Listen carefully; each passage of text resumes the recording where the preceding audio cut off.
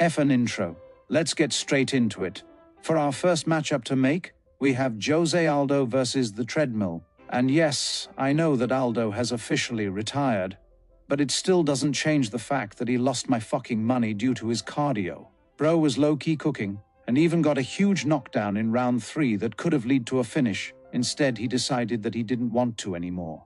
Ayman Zahabi really had Uncle looking up at the clock, wondering how much time was left. So please, Jose Aldo, we love you, but get your bald ass on a fucking treadmill. Secondly, we must make Ion Cutelaba versus Pasquale Procopio. Who is that, you ask? Well, it's the motherfucker that robbed Cutelaba, and me for my money. I still can't get over this. Look at this fucking scorecard. How did this man score it 30-27 Bukauskas? His last name even sounds fishy. Procop, let's do an investigation.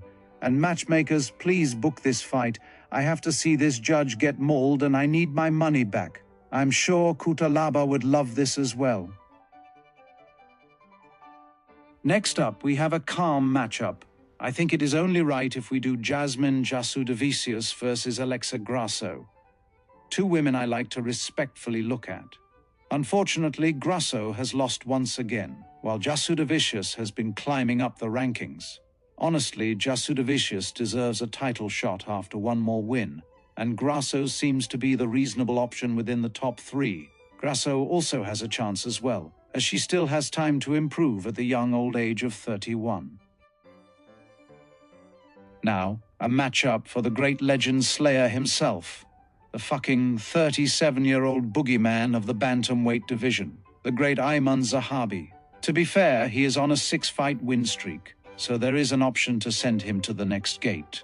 Of course, the gatekeeper is none other than Sean O'Malley's punching bag, Marlon Chito Vera. Now don't get it twisted, I fuck with Chito, but this man has been trying to get to the top of the UFC since 2014. And once again, bro is on a 2-fight losing streak. Honestly, it's also surprising that Chito is only 32 years old.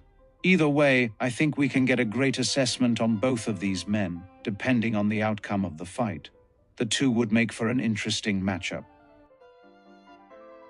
For our next women's flyweight title fight, the matchup is pretty obvious. The newest #1 contender, Natalia Silva versus the champion, Valentina Shevchenko. Silva has never lost in the UFC. And to certify herself, she is coming off of a great win versus the previous champion, Alexa Grasso. Will there be a new baddie? I mean, will there be a changing of the guard in the women's flyweight division?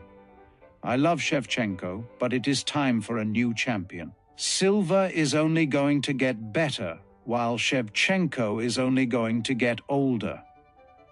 Let's see what happens. No, your eyes are not deceiving you. You are not dreaming either.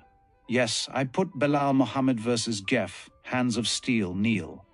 I know you're asking why the fuck would the #1 ranked welterweight fight the #10 ranked one? Well, it's because Belal Muhammad lied to us.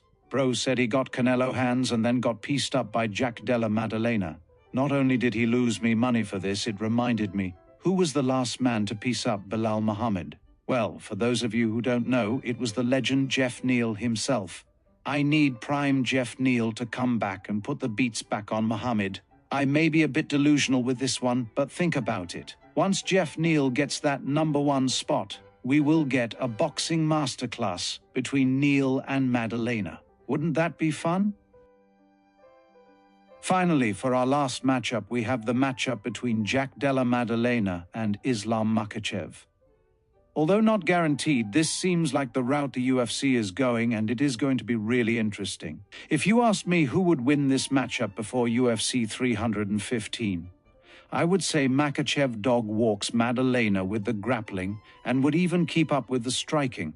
However, Maddalena showed us his great takedown defense and his real-deal Canelo hands, so now I am very interested in this matchup. I will save the prediction for another video, but it was only right that I brought this up now. Anyways, it is your boy Blunt MMA with a couple fights needed to make after UFC 315. Please show some love by liking, commenting, sharing, and subscribing. May you all stay safe.